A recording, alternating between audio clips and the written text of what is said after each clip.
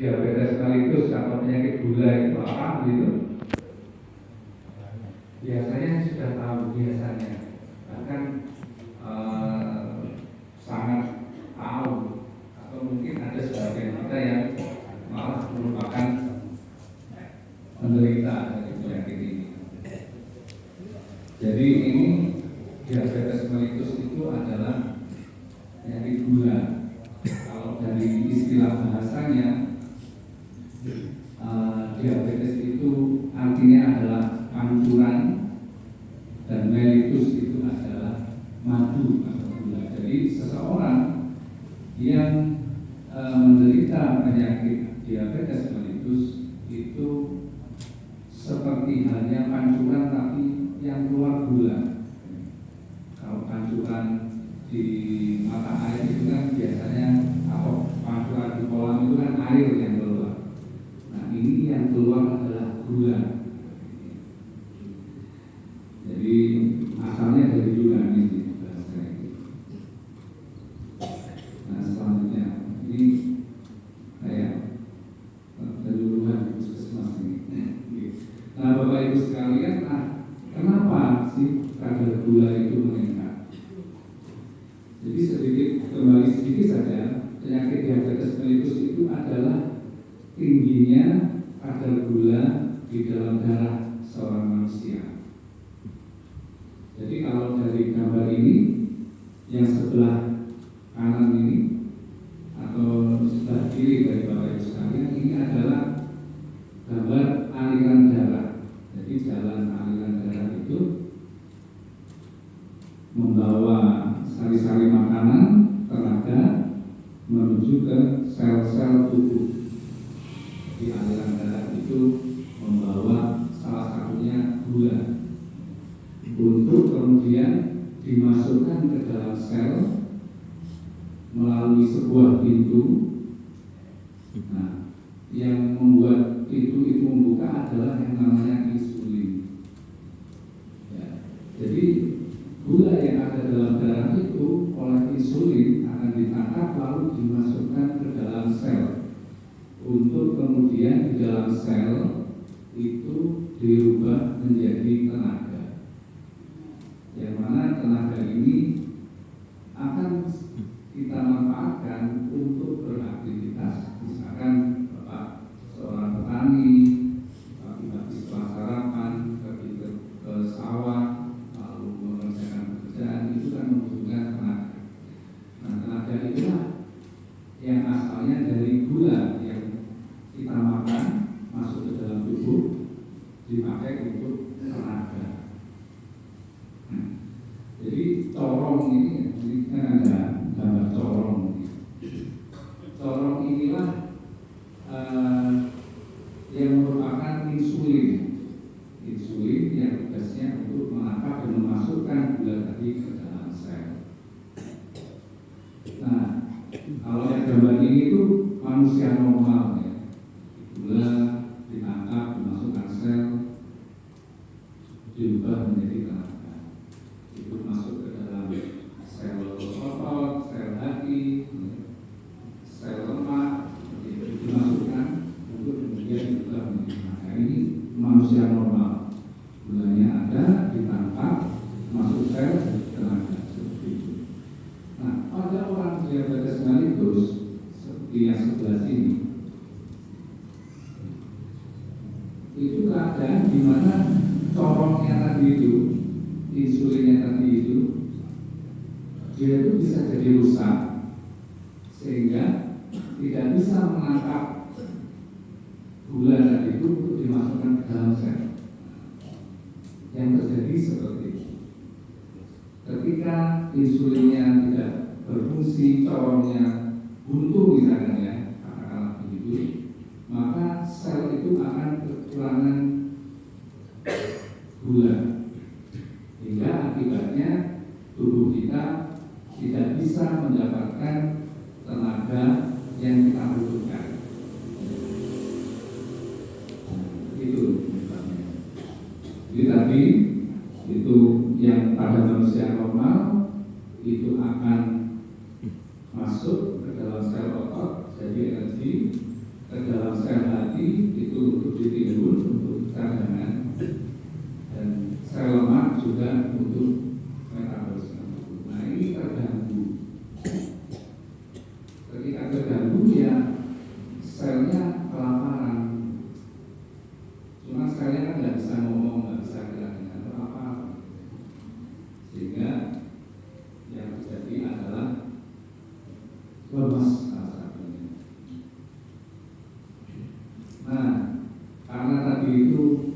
gulanya tidak bisa masuk, maka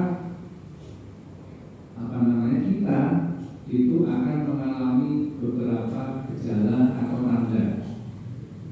Jadi kalau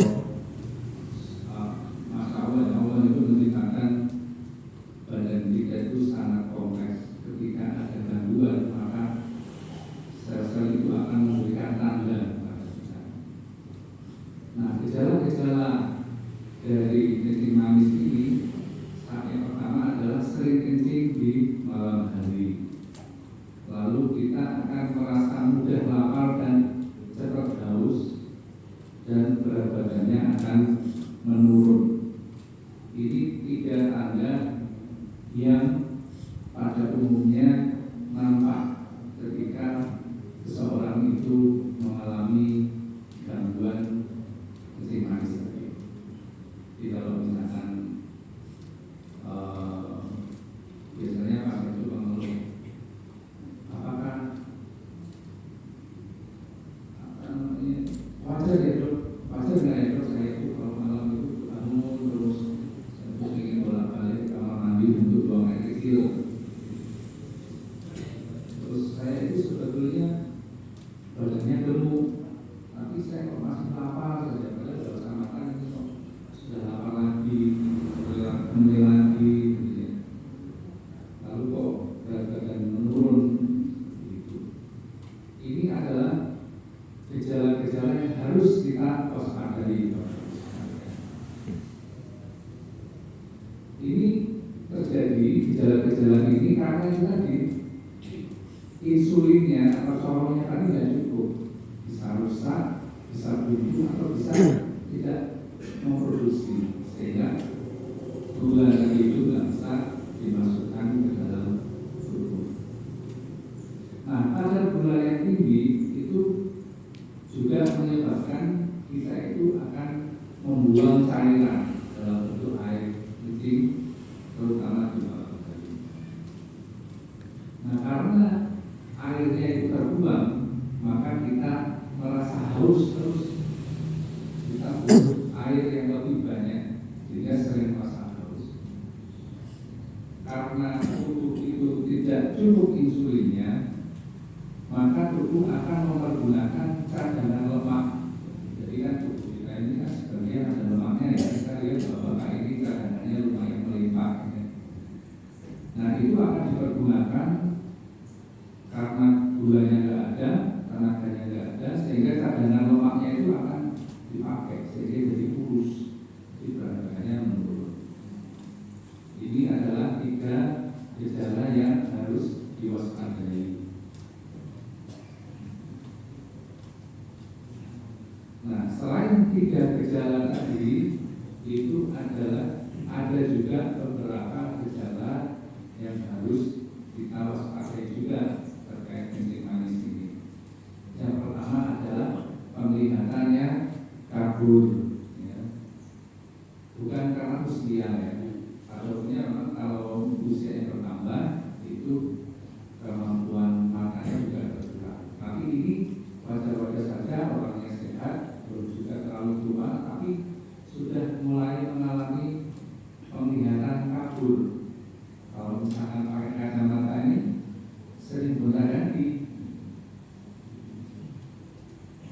Itu terjadi karena kadar gula darah yang tinggi tadi itu menyebabkan perubahan pada lensa mata. Jadi lensanya itu jadi lebih menebal, sehingga dia harus ganti kacamata untuk menyesuaikan supaya penglihatannya tetap bisa. Lalu yang kedua adalah ini, gatal-gatal, terutama di daerah sekitar alat vital ya. Ini terjadi karena infeksi jamur. Ini terutama pada wanita juga bisa. Kenapa kok?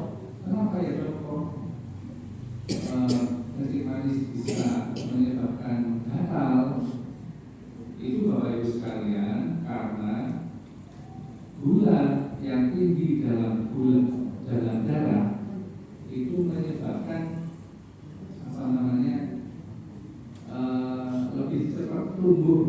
jamur di kulit. Jadi sangat berkaitan. Gatal-gatal itu ada juga kaitannya dengan kadar gula yang tinggi dalam darah. Selanjutnya adalah cepat lelah dan cepat mengantuk. Saya tuh sering capek terus ngantukan. Itu salah satu tanda yang harus diwaspadai. Kemudian kalau misalkan terjadi luka, itu menjadi sulit sembuh. Sulit sembuh, seperti saya tadi bilang, kadar gula darah yang tinggi itu bisa menyebabkan lebih mudah terjadinya infeksi. Jadi selain apa tadi itu, yang gejala yang tadi sering kencing, terus sering haus, sering lapar, dan berat badan menurun, ada juga penurunan penglihatan, gatal-gatal, lelah dan ngantuk, serta luka yang sulit untuk sembuh. Ini harus kita waspadai. Nah, ini juga yang perlu saya sampaikan khususnya kepada ibu-ibu, bahwa bisa juga ketika kehamilan itu terjadi diabetes juga. Bisa terjadi namanya gestasional diabetes atau diabetes dalam kehamilan. Biasanya kan ada ibu melahirkan kok bayinya kok berat badannya lebih dari 4 kilo. Itu merupakan tanda bahwasanya ibu itu memiliki kadar gula darah yang tinggi. Nah, kadar gula darah yang tinggi pada ibu hamil itu dapat menyebabkan janinnya tumbuh menjadi lebih besar, sehingga biasanya kalau lahir berat badan bayi itu lebih dari 4 kilo. Itu harus hati-hati. Lalu untuk bapak ini biasanya jadi kurang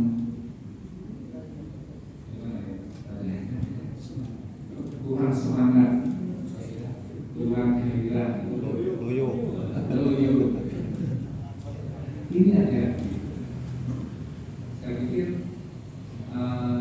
ini harus benar-benar diwaspadai. Makanya saya membawakan materi ini. Saya yakin ini sering dibawakan, tapi supaya lebih diperhatikan karena menyangkut gairah dan hidup. Saya lihat bawa-bawa banyak yang senyum. Lalu ada juga kesemutan, sering kesemutan. Itu salah satu tanda juga yang harus diwaspadai. Karena gula ini kalau terlalu lama dibiarkan Bapak Ibu, itu bisa merusak jaringan saraf sehingga menjadi sering kesemutan lagi. Lalu peredaran darah ke bagian yang vital tadi itu menjadi kurang lancar. Dan jika tanda-tanda ini diketahui lebih awal, insya Allah penanganannya akan lebih cepat dan potensi untuk bayinya menjadi lebih tinggi. Ya. Jadi jangan malah takut ya Bapak Ibu. Ini supaya kewaspadaan kita terhadap penyakit ini lebih meningkat. Nah, ini gambar berikutnya adalah ketika diabetes itu menimbulkan komplikasi. Kalau tidak ditangani, tidak diobati, maka bisa menimbulkan beberapa komplikasi, diantaranya komplikasi kerusakan ginjal.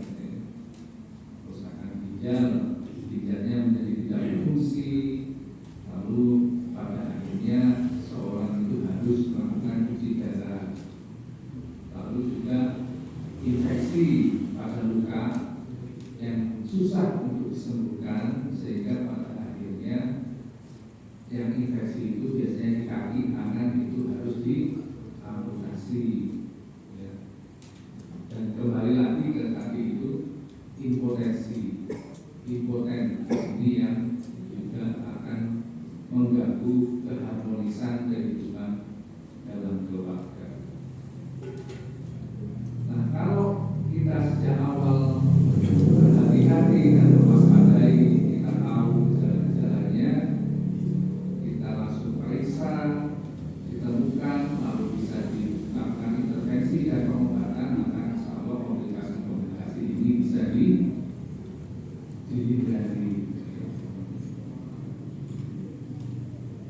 ini komplikasi yang lain, penyakit jantung, stroke, kebutaan, dan giginya gampang goyang atau gampang copot. Saya mungkin nanti lebih banyak membuka sesi tanya jawab ya, supaya forum ini bisa lebih hidup. Nah, ini komplikasi lagi. Ada yang namanya komplikasi hipoglikemia atau keadaan kadar gula dalam darah itu terlalu rendah. Muncul pertanyaan, dok, katanya tapi diabetes itu keadaan gula darahnya tinggi. Ini kok bisa rendah? Bukannya tambah bagus kalau rendah. Kalau terlalu rendah itu ya saya. Kalau seorang penderita diabetes mellitus itu misalkan minum obat terlalu banyak ya, misalkan sama dokternya disuruh minum obat pagi saja, atau malam saja, tetapi karena ingin sembuh diminum 3 kali sehari, pagi diminum, siang diminum, malam diminum, berlebihan ya, itu bisa mengakibatkan kadar gulanya itu turun drastis. Nah, ini yang harus diwaspadai. Gejala-gejalanya apa sih? Hipoglikemia itu biasanya badannya itu tiba-tiba langsung lemas, lapar sekali, pusing, beliau berputar seperti itu ya, gemetar, berkeringat, dan detak jantungnya cepat. Bahkan kalau dilanjutkan itu bisa langsung pingsan. Biasanya pasien-pasien yang datang ke rumah sakit dalam keadaan tidak sadar, itu setelah dilakukan komunikasi, tanya ke keluarganya riwayat penyakitnya, apakah bapak atau pasien ini pernah punya sakit gula. Iya dok, biasanya ini memang rutin minum obat gula. Ketika di tes darahnya di rumah sakit itu biasanya kebanyakan kadar gulanya rendah sekali, di bawah 60. Itu biasanya saya tambah saja diinfus lalu dimasukkan gula melalui infus 10 yang suntikan yang besar itu 10 ya, itu dimasukkan 1 itu pasien langsung bangun. Itu karena hipoglikemik ini yang tidak dikendalikan itu bisa menyebabkan pingsan dan hilang sadar. Ya, kalau misalkan pada satu saat Bapak Ibu mau merasa seperti ini, ya sebaiknya sesegera mungkin datang ke puskesmas atau fasilitas kesehatan terdekat. Atau kalau tidak, kalau misalkan Bapak sebagai Ibu sebagai penderita diabetes langsung minum cairan gula supaya naik sedikit hipoglikemia. Komplikasi selanjutnya adalah yang namanya koma ketoasidosis. Nah, ini kalau ini kebalikannya. Kalau yang tadi hipoglikemik itu kadar gulanya terlalu rendah, kalau koma ketoasidosis ini gula darahnya terlalu tinggi. Biasanya pasien itu ada yang sampai 500, 600. Padahal kadar gula darah yang normal itu antara 80 sampai 120. Nah, ini pasien dengan koma ketoasidosis ini gula darahnya bisa sampai 600. Ya, bayangkan ya, sangat tinggi. Ya, jadi wakil gula. Nah, ini harus serius dan harus segera dibawa ke rumah sakit karena ini merupakan kasus gawat darurat. Jadi tidak usah menunggu dokter buka, tidak usah menunggu poli buka, langsung saja bawa ke IGD kalau misalkan ada penurunan kesadaran karena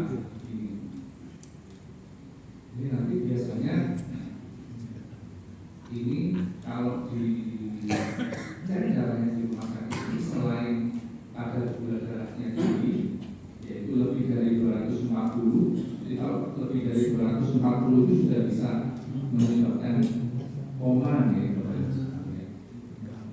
Itu juga kalau diperiksa di urinnya itu ada zat yang namanya keton. Keton ini kalau napasnya itu baunya kayak apa ya? Kalau di sini namanya bau aseton, jadi kayak manis gimana gitu, khas.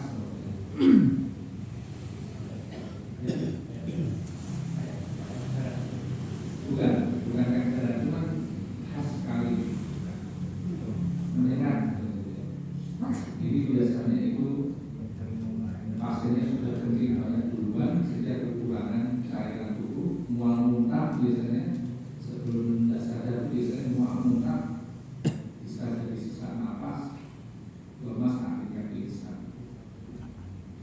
Kenapa kok bisa terjadi koma ketoasidosis ini? Itu karena adanya infeksi, stres atau trauma. Biasanya kan orang yang sakit lama itu stresnya suara, biasanya stres. Lalu biasanya terjadi penghentian minum obat. Biasanya karena minum obat terus bosan, akhirnya nggak minum obat, sehingga gula darahnya menjadi melonjak sangat tinggi. Oleh karena itu, misalkan jika ada bapak ibu yang memang penderita kencing manis, sebaiknya tidak menghentikan minum obatnya, karena bisa sangat fatal.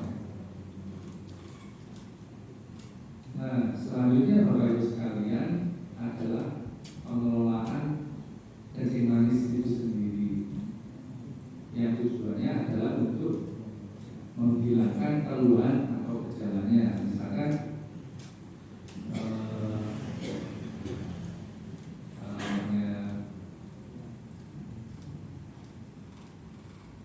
banyak kencing tadi ya, itu bagaimana supaya dihilangkan, lalu mempertahankan agar rasa nyaman dan sehat, mencegah timbulnya komplikasi tadi, dan menurunkan angka kesakitan.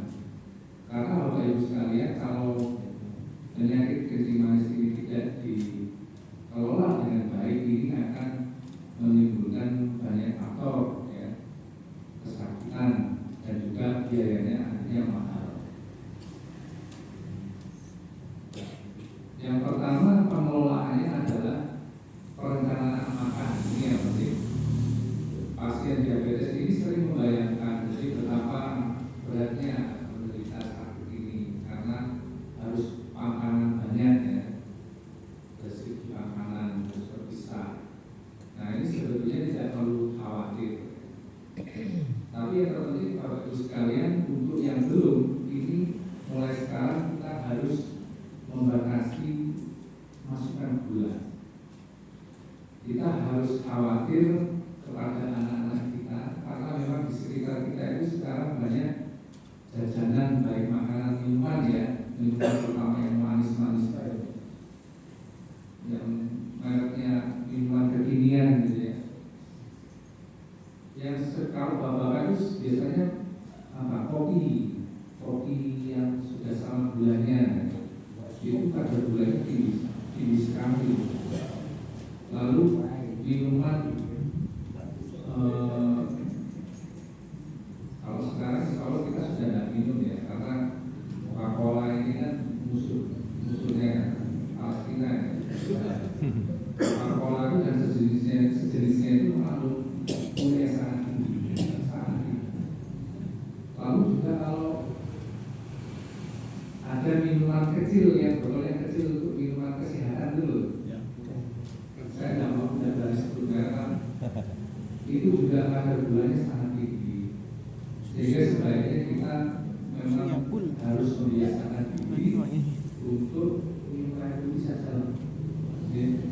Tanamkan ini kepada anak-anak kita juga untuk tidak sering mengkonsumsi makanan minuman kekinian, karena banyak.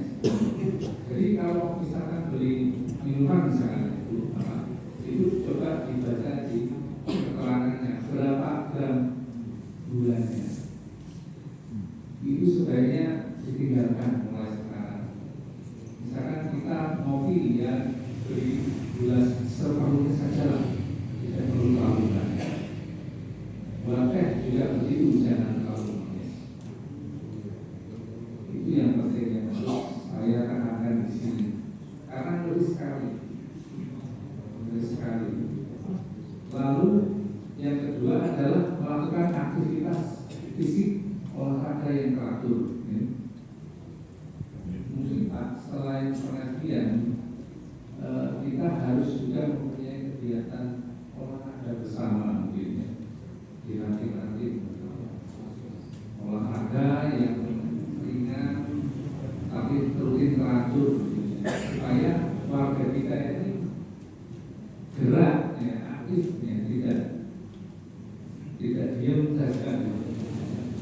Mungkin selain ini atau apakah setelah pengajian kita akan senang apa seperti itu atau jalan sehat. Ini penting karena supaya tadi gula ya, gula masuk ke dalam tubuh itu supaya segera dipakai, supaya tidak timbul menjadi lemak. Jadi harus berolahraga. Ini sangat penting. Lalu ketika sudah divonis diabetes ya harus minum obat secara teratur, menjalankan yang disarankan oleh dokter.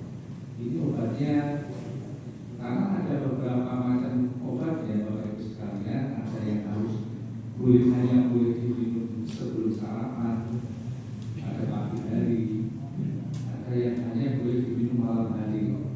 Jangan terbalik. Karena kadang-kadang yang pagi itu kalau diminum malam sebelum tidur itu bisa turun banyak, bisa terjadi hipoglikemi tadi itu. Jadi fungsi obatnya itu memang bermacam-macam. Jadi minum obat harus teratur. Yang keempat adalah edukasi berkelanjutan. Salah satunya ya kegiatan seperti ini. Di edukasi terhadap penyakit ini memang harus rutin secara berkelanjutan. Pengajian pagi memang sebaiknya ada sesi kesehatan, mungkin bisa berapa periode sekali ya, supaya warga kita itu pengetahuan dan kepedulian terhadap kesehatannya itu semakin meningkat. Dengan kita memahami bagaimana diabetes itu, maka kita akan lebih mudah untuk melakukan penanganan.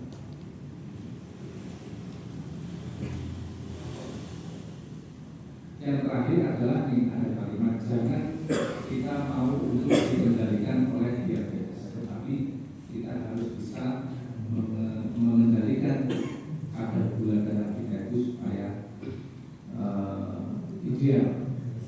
Karena memang Bapak Ibu sekalian, pengetahuan kita itu masih terbatas. Yang penyakit diabetes ini sebetulnya menurut saya itu tidak bisa disembuhkan menjadi benar-benar sehat itu. Jadi yang bisa dilakukan adalah mengendalikan kadar gulanya. Oleh karena itu, kepedulian pengetahuan supaya tidak kena diabetes ini perlu sekali untuk digalakkan. Karena kalau sudah terjadi diabetes itu akan sangat sulit untuk disembuhkan. Saya pikir itu Bapak Ibu sekalian, sebaiknya memang kita lebih banyak melakukan sesi tanya jawab pada kesempatan pagi hari ini. Semoga misalkan ada hal-hal yang perlu ditanyakan dari materi yang sudah saya sampaikan ini tadi, insya Allah bisa saya jawab dengan sebaik-baik. Itu mungkin pas sementara, selanjutnya bisa ada sesi tanya jawab. Monggo Bapak Ibu bertanya. Terima kasih. Assalamualaikum warahmatullahi wabarakatuh. Waalaikumsalam warahmatullahi wabarakatuh. Ini ada sebuah kasus Pak.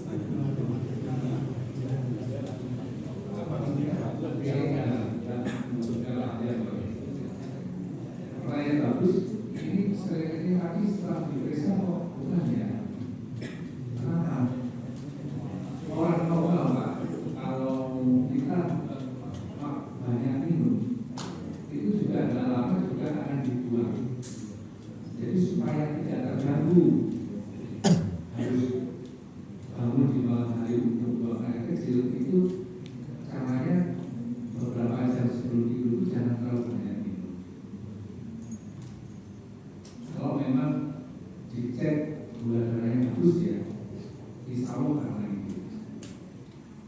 Lain halnya misalkan saya sudah kecil rasanya panas loh, itu beda. Kan tadi yang ditanyakan sering-sering tapi tidak ada yang dirasakan. Insya Allah kecuali misalkan saya sering kecil saya kok panas kok gitu, nah itu berarti ada masalah lain. Karena infeksi saluran kencing atau tidak. Tapi kalau selama malam hari sering bangun buang air kecil, tetapi dites gula darah yang nggak apa-apa, insya Allah sehat. Itu caranya kurangi minum aja sebelum tidur. Jangan 1 liter langsung habiskan terus tidur, itu insya Allah nanti malamnya. Itu mungkin Pak. Yang lain menurut. Terima kasih. Jadi ini ada satu pertanyaan yang kita sampaikan, yaitu tentang diabetes itu biasanya menurut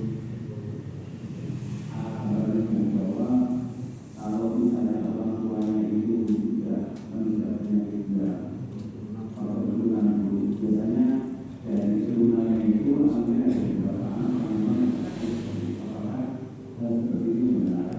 Ini yang pertama. Yang kedua, begini.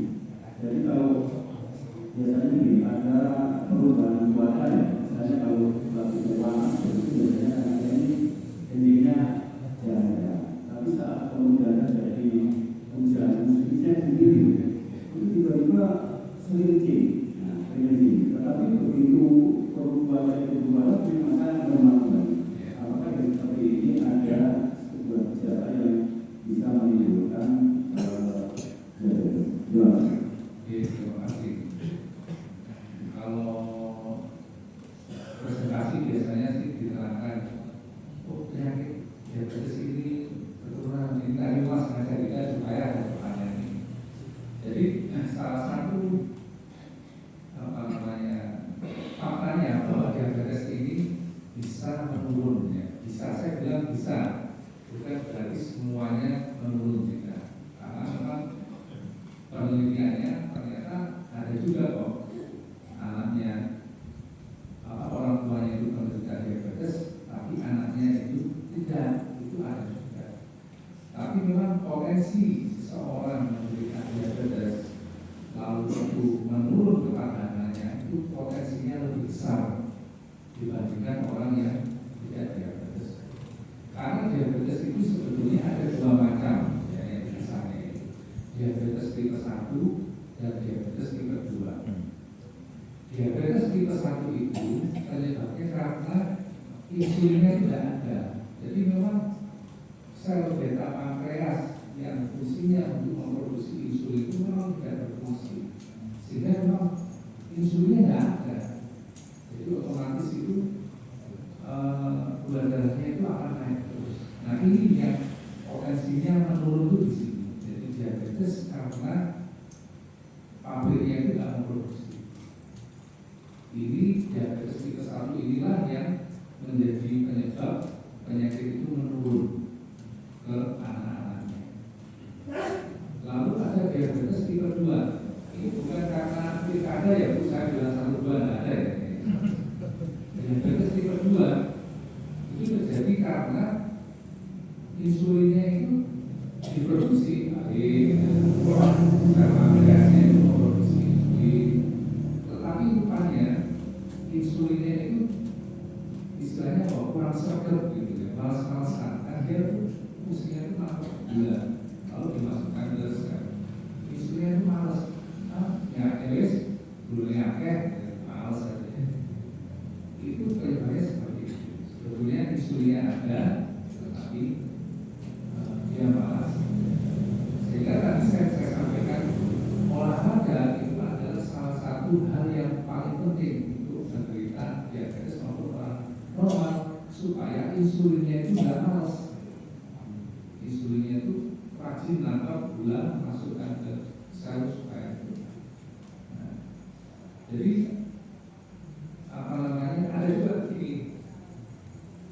Yang ketiga itu punya orang tua diabetes, tapi diabetesnya bukan diabetes tipe 1 ya.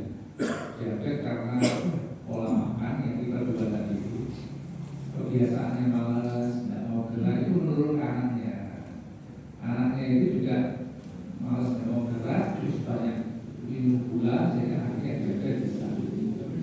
Jadi diabetes yang menurun secara genetis, secara DNA juga anaknya itu adalah diabetes tipe 1. Biasanya sudah mulai anak sudah terjadi.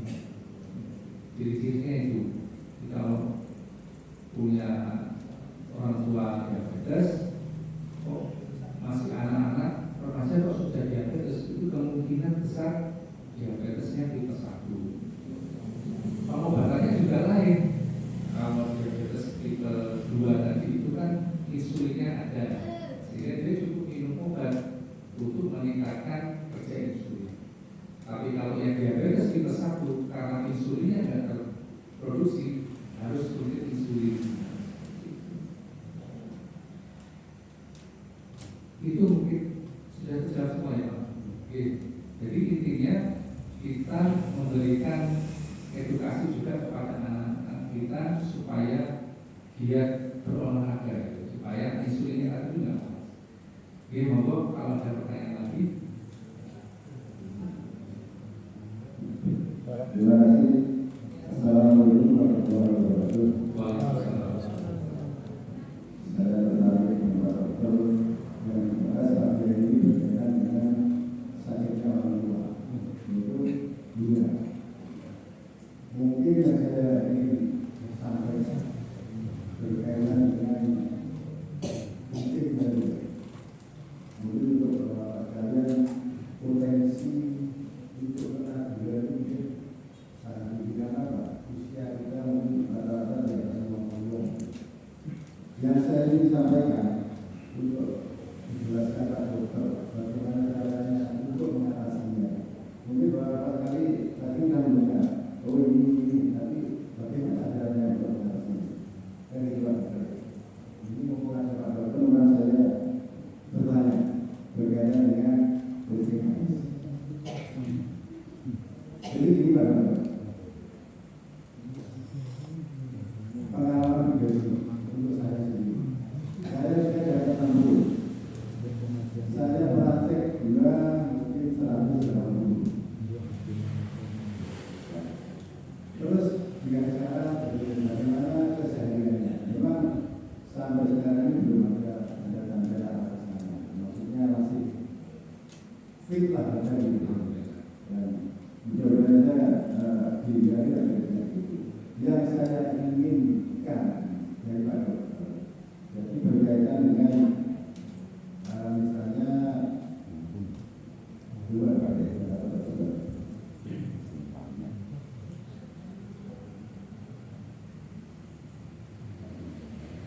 nomor satu berkaitan dengan karena saya suka banyak kata, tapi kata bagaimana yang lebih jelas lagi berkaitan dengan awal dari kencing manis. Nanti kalau kata yang bagaimana tadi dijelaskan Dokter. Yang kedua, kencing malam hari. Mungkin berkaitan dengan Pak Dokter yang bahwa ini jangan banyak, itu mungkin banyak Bapak Ibu sekalian yang sudah memahami. Kalau malam hari saya banyak kan gitu. Yang ketiga, berkaitan badan perut gratis. Berkaitan badan perut gratis, itu juga Bapak Ibu sekalian juga memang perlu memahami apa yang dimaksud dengan badan perut gratis. Yang terakhir yaitu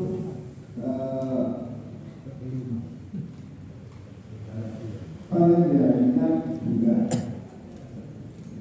Pada umumnya di masyarakat desa itu kan simpel aja. Biasanya Bapak Ibu sekalian memang bapaknya itu kan tanggungan mobil yang keluar.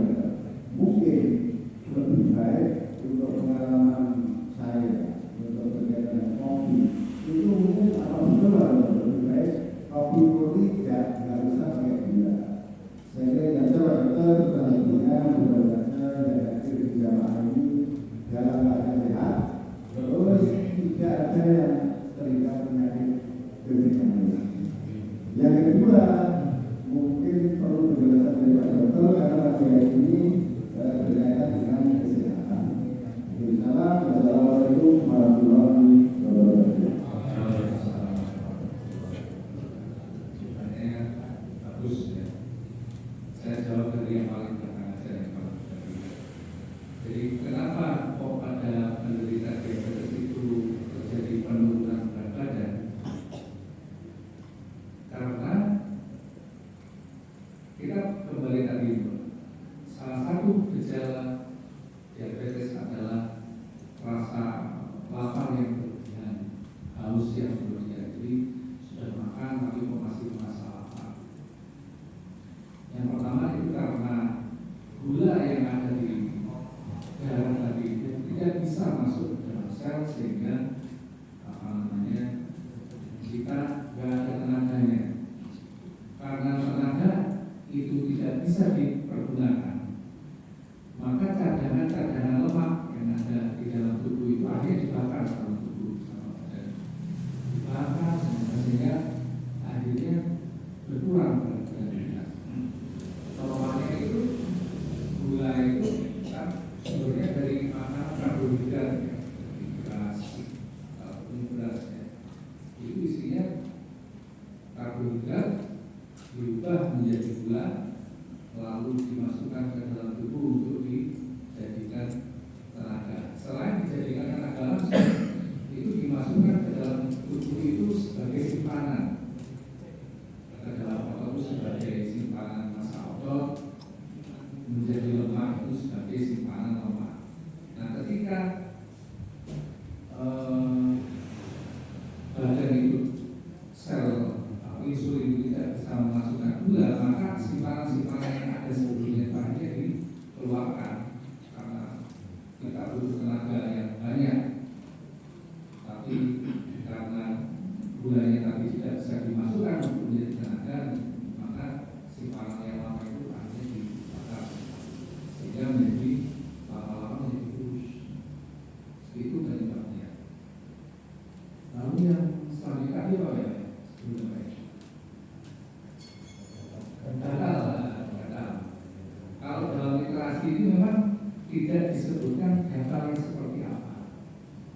Tidak ada, bisa ada gatal macam-macam gatal. Kenapa sih kok orang diabetes itu cenderung gatal? Karena terutama jamur ya Pak, terutama jamur. Karena lingkungan darah yang terlalu banyak gulanya tadi itu kalau istilahnya itu kayak tanah itu yang sangat subur lalu cantik gitu Pak. Gula apa? Darah itu akan subur, bisa ditumbuhi oleh berbagai macam, termasuk salah satunya jamur. Oleh karena itu tadi disebutkan kan, terutama di daerah selangkangan, daerah-daerah yang lipatan yang lembab, itu akan sangat mudah tumbuh jamur.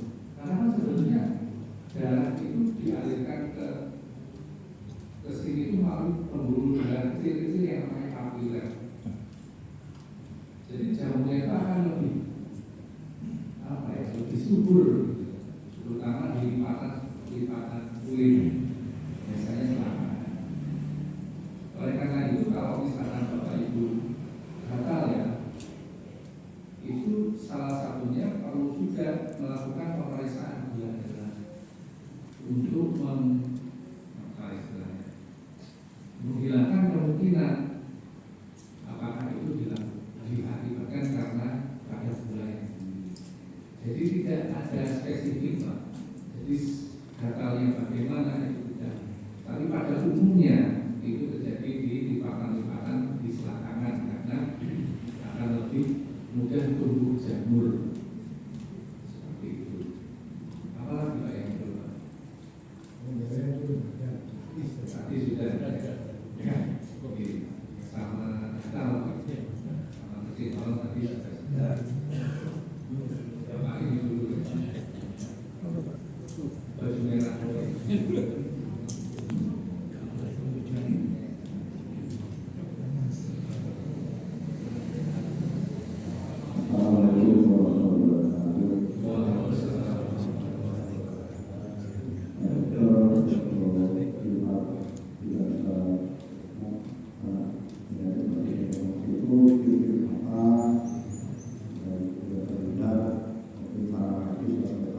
Saat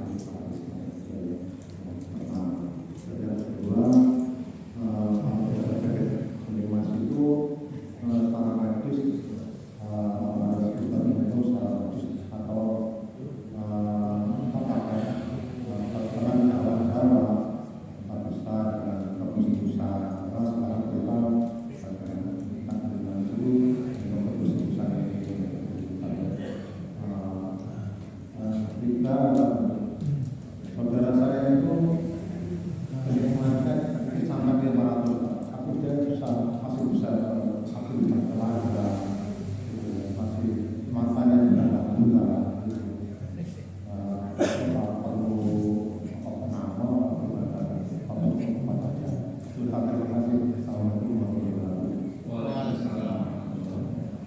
Tips supaya kita tetap sehat, terhindar dari diabetes, ataupun untuk yang sudah menderita diabetes supaya tetap sehat adalah dengan kita berolahraga. Gerak tubuh harus, olahraga itu tidak harus mahal, tidak harus keras, misalkan lari jauh tidak, cukup jalan kaki santai, tapi itu dilakukan secara rutin, itu akan meningkatkan potensi insulin. Bagi yang sehat-sehat juga seperti itu. Yang paling harus dilakukan adalah berolahraga. Makanya tadi saya punya pemikiran jamaah ini kita arahkan untuk berolahraga supaya bisa menghindari penyakit terutama diabetes. Olahraga mandiri juga bisa, dikoordinir juga ada apa-apa. Intinya itu harus kita galakkan. Lalu apakah diabetes ini harus minum obat terus? Sebagian besar begitu, Pak. Karena terutama kalau semakin tambah, bukan semakin tambah, semakin berkurang usia kita, makanya semakin tua tubuh kita itu, kemampuan badan kita untuk apa ya istilahnya, mengkompensasi, memperbaiki diri itu berkurang, sehingga harus diperlukan tambahan obat-obatan. Boleh sih dengan dikombinasi misalkan dengan herbal, tetapi itu sebaiknya tetap tidak meninggalkan obatnya. Salah satu komplikasi diabetes tadi adalah gangguan ginjal, ya. Darah, gula darah kalau terlalu tinggi tidak terkoreksi itu bisa lama-lama mengakibatkan ginjalnya itu rusak dan berfungsi. Lain halnya saat gula darah itu dikendalikan dengan minum obat, itu potensi kerusakan ginjalnya akan jauh lebih lambat dibandingkan dengan kontrol. Artinya konsumsi tanaman herbal itu juga boleh, tapi saran saya dengan tidak meninggalkan obat yang harus diminum. Jadi harus berjalan. Karena biasanya kalau kita itu nggak minum obat itu kadang ngenteng gitu ya. Kenapa kok ada saudaranya yang gula darahnya lebih 100 tapi dia tetap baik-baik aja? Itu berarti badannya itu, tubuhnya itu masih bisa mengkompensasi istilahnya, masih bisa natasi lah, itu masih bisa natasi. Nah, lama-lama badan kita itu kan bukan nggak semakin muda, tapi semakin tua, semakin tidak kuat. Kapan harus dibawa ke rumah sakit? Ya tadi, kalau ada tanda-tanda diabetes seperti itu. Saran saya Pak, harus kontrol secara rutin. Misalkan puskesmas kan ada sekarang puskesmas gratis, harus rutin kontrol puskesmas untuk sekedar mengecek kadarnya. Jika terlalu tinggi harus dikasih gula darah segitu itu sangat memerlukan obat untuk menurunkan. Jadi kenapa sekarang masih seger-seger aja, karena tubuhnya masih bisa mengkompensasi. Tapi itu kalau dibiarkan itu mungkin Pak yang dapat saya sampaikan bisa menjawab. Monggo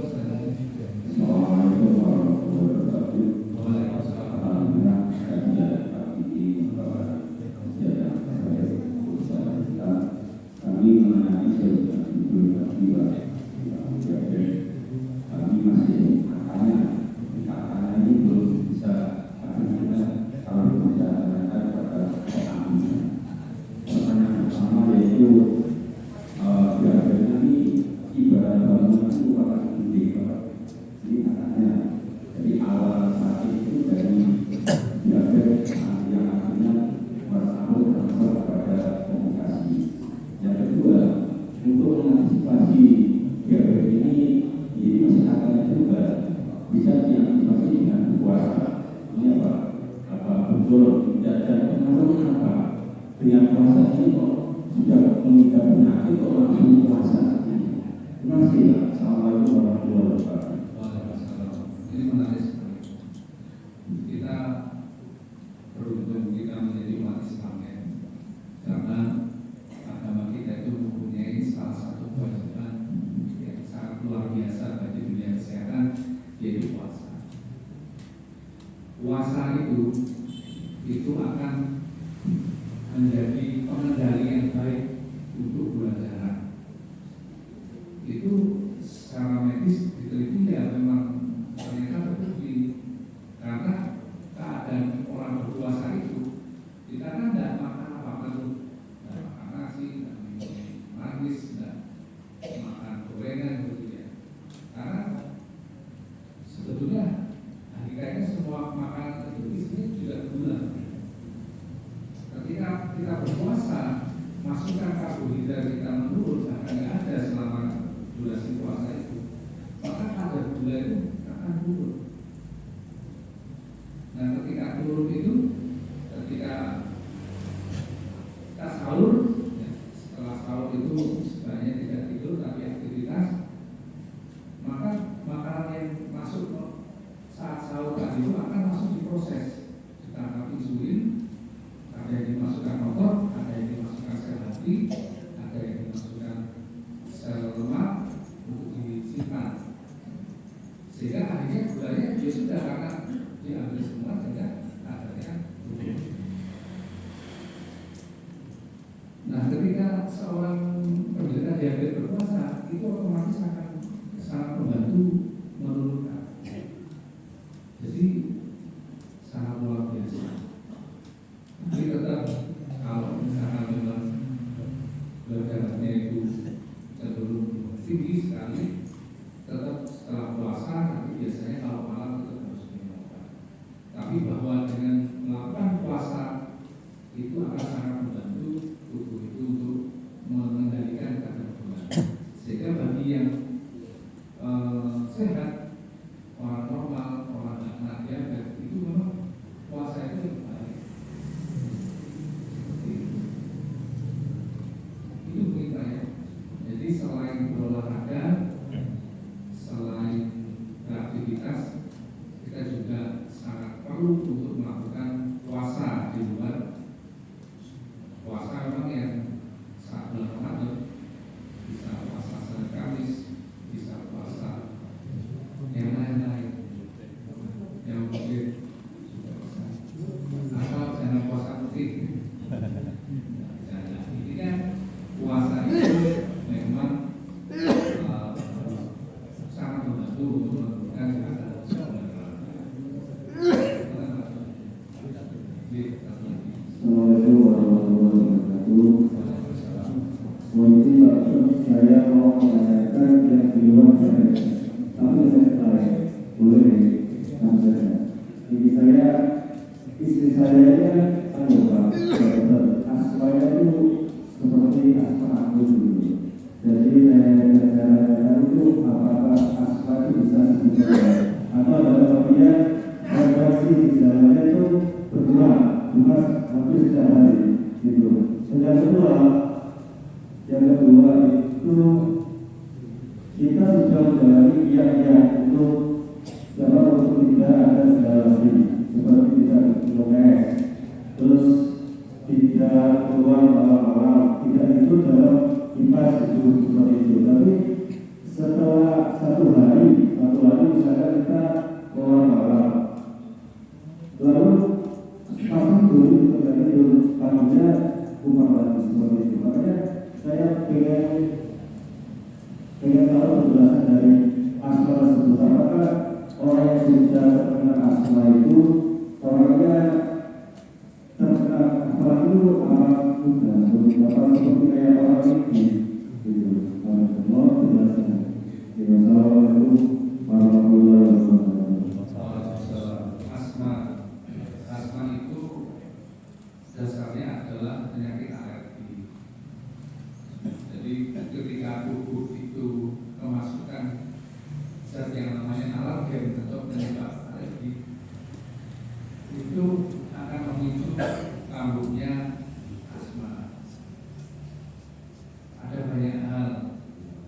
bisa jadi paparan debu, kotoran, asap rokok.